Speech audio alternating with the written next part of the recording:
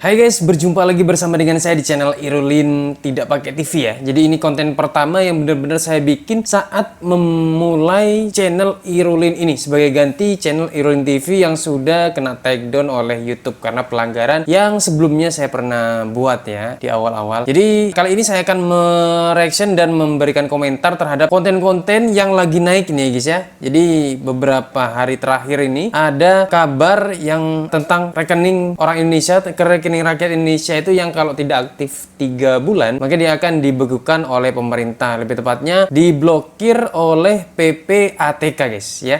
Langsung saja kita mulai reaction dan komentar terhadap konten yang pertama. Buset dah, PPATK bakal membekukan rekening bank yang nggak ada transaksinya selama 3 bulan. Alasannya karena rawan disalahgunakan. Logikanya di mana, PA? Yang perlu dicurigai itu justru rekening dengan transaksi yang nggak wajar, bukan rekening yang nggak ada transaksinya. Terus gimana nasib rakyat yang cuma nyimpen duit di bank buat keadaan darurat? Udah tiap bulan dipotong, dibekukan pula. Goblok. Kapan terakhir kali? Jadi apalagi biasanya kan ada ibu-ibu di desa yang terima kiriman transferan dari anaknya, itu kan aktivitasnya itu hanya sekedar menerima transferan saja, tidak mengirim ya. Mungkin terima transfer sesekali dia ngambil juga. Nah itu juga bakal kasihan sih kalau sampai ini berkelanjutan. Oke, kita langsung saja di konten selanjutnya guys ya. Konten nomor 2 seperti apa? PPATK memblokir rekening warga yang nganggur selama 3 bulan. Pertanyaan gua, variabel 3 bulan itu dari mana? Apakah ada researchnya? Sekalian meeting aja, kayaknya 3 bulan aja deh, gas. Terus alasannya takutnya rekening tersebut dipakai buat tindak kejahatan seperti pencucian uang, penampungan uang judol. Masalahnya kalau rekeningnya dipakai buat kayak gitu, itu rekeningnya aktif pak, bukan rekening yang mati. Pasti mereka tuh lariin datanya ke sana kesini, malah aktif banget itu, karena mereka mau uangnya itu nggak kelacak. Dan biasanya ujungnya tarik bener tuh. juga guys. Itu orang-orang yang kayak aktivitasnya di judul dan lain sebagainya, itu malah mereka-mereka yang aktif ya. Kenapa kok rekening-rekening masyarakat kayak kita yang malah yang nggak aktif ya?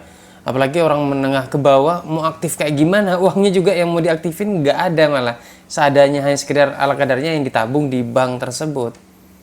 Tunai pasti, bukan rekening yang nganggur. Banyak banget cerita warga kalau gue lihat di sosial media, bapaknya seorang petani, nabungnya cuma 4 bulan sekali, diblokir. Atau seorang anak buatin rekening buat ibunya biar ibunya punya tabungan, diblokir. Kan jadi ribet. Masih banyak pak orang Indonesia yang simpan uang di rekening. Nggak semua orang tuh ngerti kalau uang yang nganggur, gue main saham, gue main kripto, gue main obligasi. Nggak semua orang ngerti. Rata-rata orang di kampung yang nyimpan uang di bank, di rekening. Terus katanya udah blokir ratusan ribu rekening senilai 428 miliar. Ya elah, korupsi di Indonesia aja puluhan triliun. Itu tuh bukan prestasi, itu cuma ngerjain warga. Dan gue semakin yakin kalau nggak ada privacy di rekening gue juga. Jadi intip pasti, diblokir aja bisa, apalagi cuma diintip. Masa kita balik ke zaman batu, naruh duit di bawah bantal? Dan harusnya dengan kecanggihan teknologi saat ini ya nggak main solusi yang general kayak gitu, tiba-tiba diblokir semua aja pakai variabel 3 bulan gitu. Rekening yang ilegal tuh kan pasti ada patternnya. Data tersebut bisa dimasukin ke model, dibuat analisa. Oh kalau begini berarti terindikasi pencucian uang, baru yang itu diblokir pakai teknologi. Terus peraturannya aneh, misalkan nasabah prioritas ya harus ngendepin uang di bank sejumlah yang bank tentukan. Dia udah ngendepin buat jadi nasabah prioritas, rekeningnya diblokir. Kan kocak peraturannya ya. Kocak banget, nasabah prioritas diendepin malah kena blokir, kan kocak banget. Gak tahu sih mau komen seperti apa lagi. Kita langsung ke konten yang selanjutnya ya. Nah ini kepalanya PPATK nih kayaknya nih guys. Nggak tahu. Nanti kali. Ada tulisannya.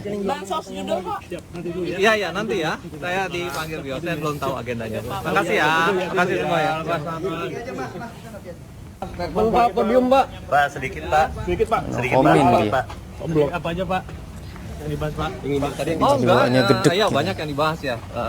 Mungkin bisa tanya ke Pak Mensetnek atau Pak Mensetkap ya. Tadi Pak Dorman juga Pak, ada gubernur BI soalnya. Enggak sampai ke sana. Tanya beliau ya. Ya, makasih banyak ya.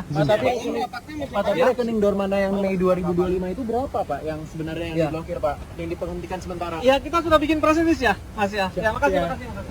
Nah di sini kepalanya aja gak bisa kasih kata-kata yang jelas ya guys ya. Ini kayaknya pasti ada main juga sih. Masa mau dipukul rata semuanya? Semua yang tidak aktif selama 3 bulan dipukul rata, pukul sama semua. Mau rakyat yang miskin, mau rakyat yang kaya, kayak gitu. Apalagi rakyat yang miskin yang paling banyak dirugikan. Pastinya paling banyak yang tidak aktif lebih dari 3 bulan guys ya. Rakyat menengah ke bawah lah gitu.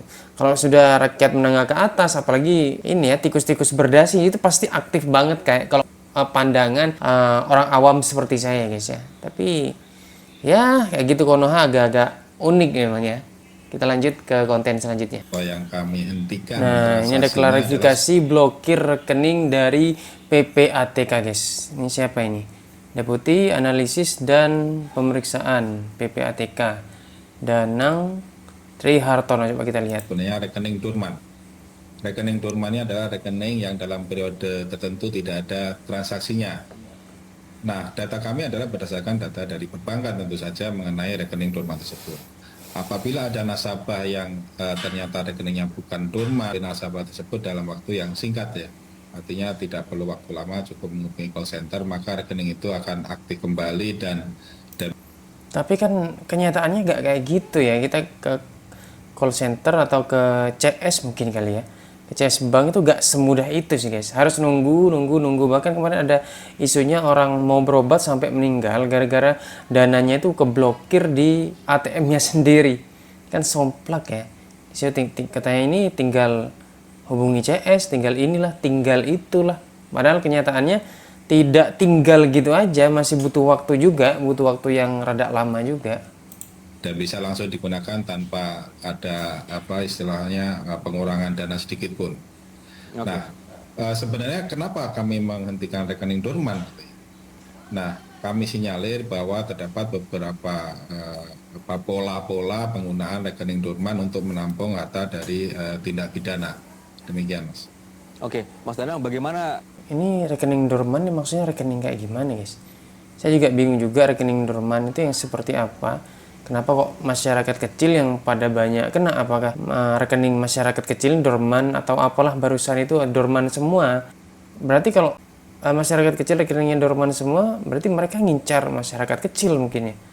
Atau kayak gimana? Mungkin ada yang tahu dengan informasi hanya memblokir rekening dorman yang tidak aktif. Mungkin ada yang bisa ini ya, tulis di kolom komentar ya guys ya. PPATK sudah mulai blokir 140.000 rekening. Total dananya 428 miliar.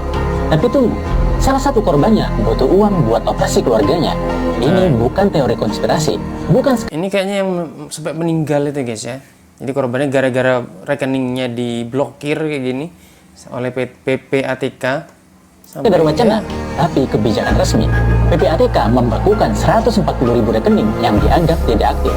Dana yang diamankan 428,6 miliar.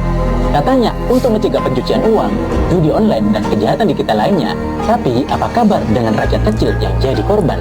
Sebut saja Puput, wanita biasa, simpan uang hasil kerja kerasnya di rekening sekitar 28 juta. Maaf Bu, ini udah diblokir dari pusat. Terus gue bilang, bukannya ini yang blokir itu mas-mas CS yang kemarin saya telepon. Enggak, ini diblokirnya dari pusat ya Ibu, dari PPATK kalau nggak salah namanya. Sampai suatu hari, keluarganya butuh dana untuk operasi darurat. Dia buru-buru ke ATM, lalu ke teller bank, dan tahu apa yang terjadi.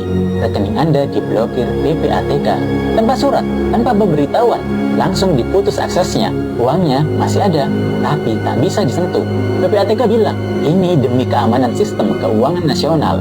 Negara bilang, dananya tetap aman, hanya sementara.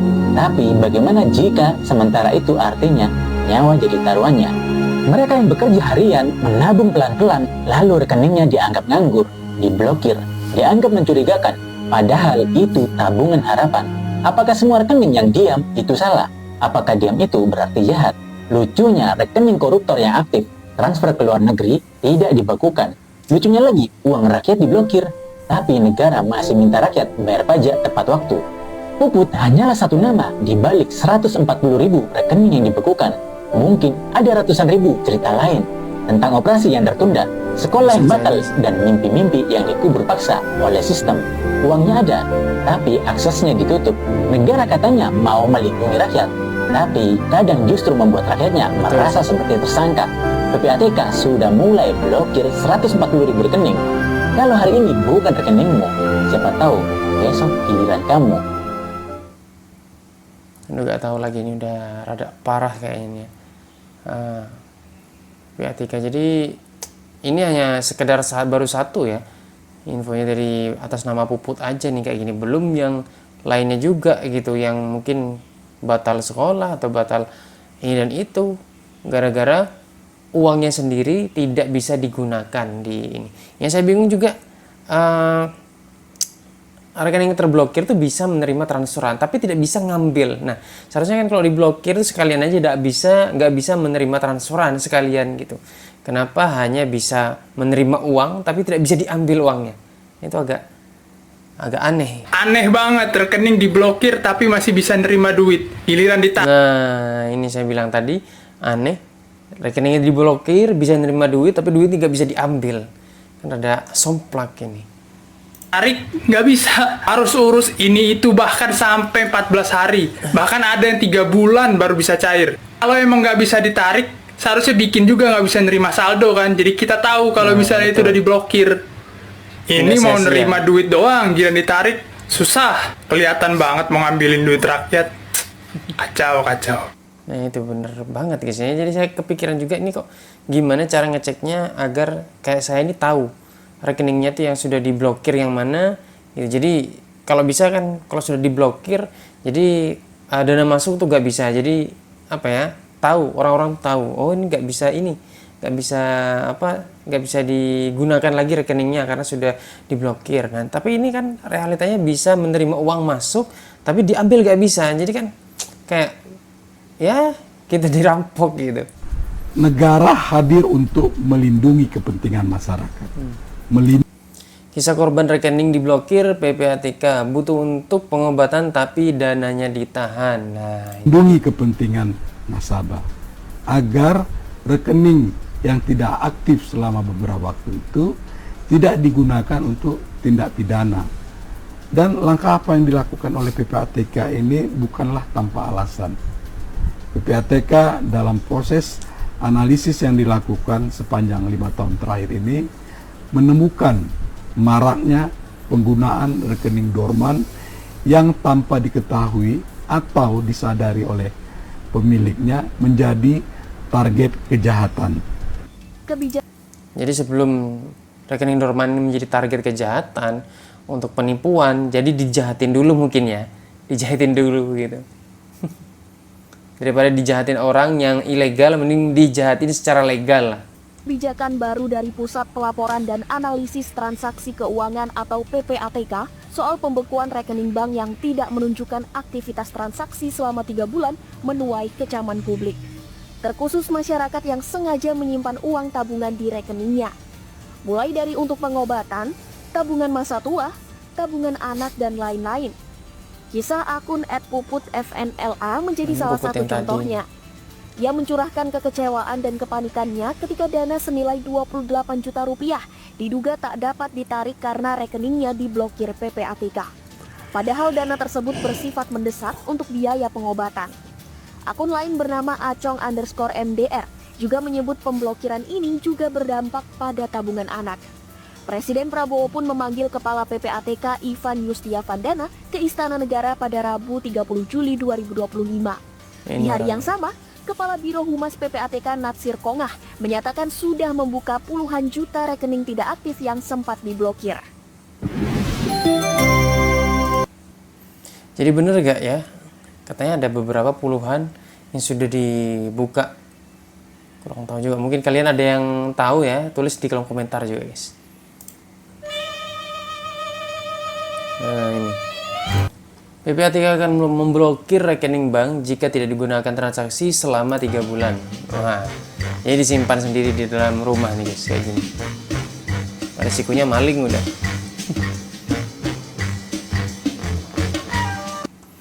Jadi bisa jadi solusi juga sih kalau mungkin kita sudah gak mau di bank lagi, ya sudah mungkin salah satunya bisa kayak gitu. Atau mungkin bisa gak ya kalau misalkan taruh di rekening bank luar negeri gitu.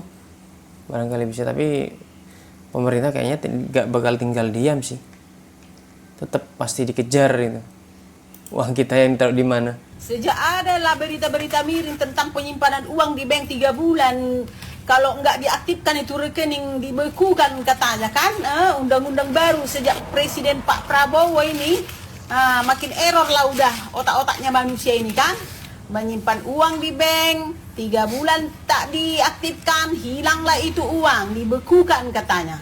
Jadi daripada lah begitu pusing-pusing kepala awak, carilah itu tanah, galilah, tanamlah uang itu. Seperti inilah pula caranya kan. Beginilah caranya.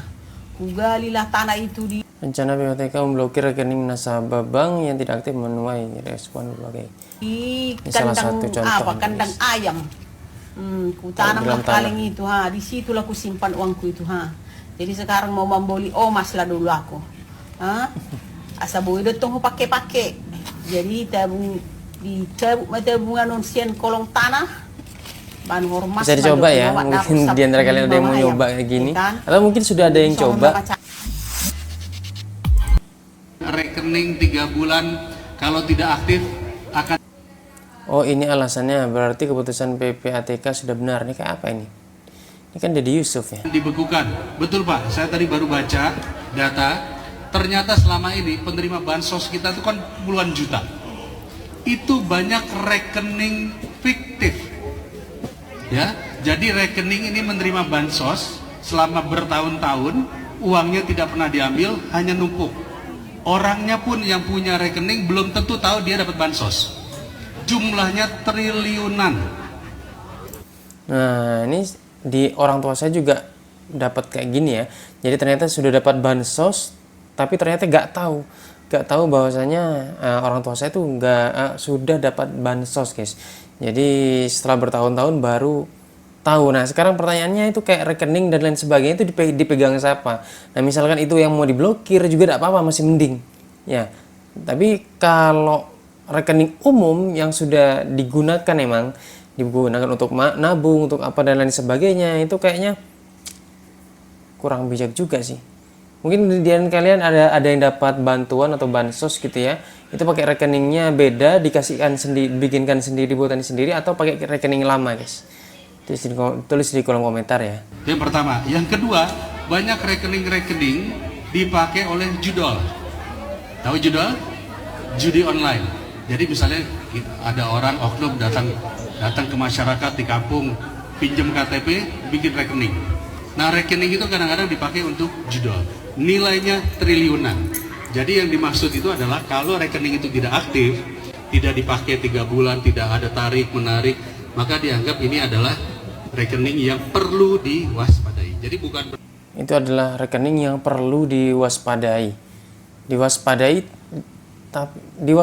tapi langsung diblokir gitu ya. Jadi tidak pandang bulu. Jadi kayaknya apa ya? Pemerintah ini nggak mikir gitu. Bahwasanya yang tidak ada aktivitas tarik, penarikan dana dan lain sebagainya itu dianggap judul. Kalau dipukul rata ya sudah pasti lebih banyak, guys. Mungkin dari katakanlah dari 100% yang diblokir itu paling yang judul itu minoritas lah ya. Katakanlah 20%-nya itu pengguna judol. Sedangkan yang 80% yang saya yakin itu mayoritas adalah masyarakat Indonesia yang memang nabung untuk hari tuanya, nabung untuk biaya sekolahnya, pendidikan anaknya. Nah, berikutnya ini ada lagi dari Mbak Inem Jogja ya. Jadi salah satu konten kreator juga, affiliate juga, guys. PPATK membuka kembali rekening yang terblokir. Apakah benar dia membuka ya? Buat yang tahu sudah tahu, tulis di kolom komentar ya, karena saya pribadi juga belum tahu ini beneran dibuka atau hanya sebagian atau seperti apa. Ini hasil dari speak up masyarakat Indonesia yang demo lewat online. Karena apa? Karena sudah ada korbannya. Ada yang sedang sakit mau operasi, tidak bisa membayar rumah sakit, tidak bisa operasi, taruhannya nyawa hanya karena terblokir. Ya kan itu diblokir, nanti kan bisa dibuka, datang saja ke bank. Dikiranya begitu terblokir, datang ke bank langsung dibuka. Tidak, banyak yang blokirannya datang ke bank selalu disuruh menunggu. Menunggu dan menunggu. Padahal itu kan hak dari para penabung itu. Jadi kejadian ini membuat rasa nyaman, rasa aman untuk menabung masyarakat hilang. Bahkan banyak yang berlomba-lomba mengambil uangnya. Apa yang terjadi kalau seluruh masyarakat mengambil uangnya? Karena apa ya guys, nggak semua orang itu ngerti tentang transaksi lewat m-banking, ya. Kadang mereka ada yang menabung hanya untuk kebutuhan pendidikan. Bahkan ada yang tabungan anak pun kena loh guys. Ada yang menabung untuk umroh, ada yang nabung untuk haji, di mana mereka bisa jadi sebulan, 2 bulan, 1 tahun, 2 tahun itu tabungannya tidak ada transaksi, hanya sekedar menabung. Lah kok diblokir? Ya, jadi nggak ada salahnya kita speak up ya, karena memang kebijakan-kebijakan yang membuat merugikan masyarakat itu perlu kita speak up guys. Karena sudah banyak korbannya, banyak yang sakit, tidak bisa bayar rumah sakit hanya karena terblokir. Ya, di saat rekeningnya terblokir, kita mau nggak mau harus menyisakan waktu untuk mengurusnya. Dan itu tenaga, pikiran, waktu tersita semua. Yang harusnya kita bisa mengerjakan yang lain. Masyarakat sudah susah Pak, mohon jangan dipersulit lagi. Ya, jadi buat kalian-kalian nih yang pada terblokir ya, rekeningnya ini rencananya akan dipercepat untuk pembukaannya. Jadi kalian bisa segera menghubungi banknya, bank bersangkutan yang terblokir. Semoga bisa dibuka lagi rekeningnya dan bisa digunakan untuk berkegiatan sehari-hari. Semangat yuk guys. Nah, kurang lebih seperti itu ya guys ya konten kali ini. Nah, kalau menurut kalian seperti apa guys? Kebijakan pemerintah atau PPATK ini sudah tepat untuk menangani kayak tindak kriminal kayak judol dan lain sebagainya, sudah tepat gak? Atau mungkin menurut kalian memiliki pendapat lain ya? Jadi kalau saya pribadi memang ini kayaknya kurang tepat juga sih. Kalau dipukul rata rekening yang sudah tidak aktif 3 bulan dipukul rata semuanya diblokir, itu kayaknya tidak tepat juga. Toh itu uang-uang untuk kita sendiri, kita yang nyimpan sendiri. Ada yang ditabung, diendapkan itu untuk dana haji, dana hari tua, dana pendidikan anak, dan lain sebagainya. Itu kalau sampai diblokir ya kebangetan gitu. Jadi kita 17 Agustus 2025 nih kayaknya bukan kemerdekaan jadinya ya. Nah jadi apa ya, beberapa hari ini banyak yang selain mengibarkan bendera merah putih itu juga mengibarkan bendera hitam milik One Piece guys ya. Mungkin kalian sudah ada yang tahu, langsung tulis di kolom komentar ya guys ya. Oke, sampai di sini dulu pembahasan kali ini. Jangan lupa dukung channel Irulin ini jika kalian suka dengan konten-konten seperti ini. Ini berhubung rekamnya malam jadi agak kurang fokus ya, ngomongnya juga belepotan campur aduk kayak gini guys ya. Oke, jangan lupa dukung channel ini dengan cara like, share, subscribe, dan aktifkan lonceng notifikasinya agar kalian mendapatkan info-info terbaru seputar berita-berita atau fakta-fakta yang unik yang lagi viral saat ini guys. Oke, saya undur diri, salam dari Probolinggo, sampai jumpa di konten-konten selanjutnya.